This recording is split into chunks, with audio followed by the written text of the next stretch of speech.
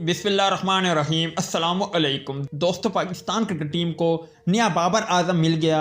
उनकी रिकॉर्ड देखकर आप भी दाद दिए बगैर ना रह सकोगे और उनकी शानदार रिकॉर्ड देखकर आप भी कहोगे कि बेशक ये बल्लेबाज एक बेहतरीन बल्लेबाज बन सकते हैं। दोस्तों, यासिर खान की बात करें तो वो खैबर पख्तूनख्वा, पेशावर ज़ल्मी और कोयटा ग्लेडिएटर की नुमाइंदगी कर चुके हैं। वो एक जारहाना बल्लेबाज है और वो अटैकिंग क्रिकेट खेलते हैं, मगर उस वक्त वो जल्द आउट हो जाते थे।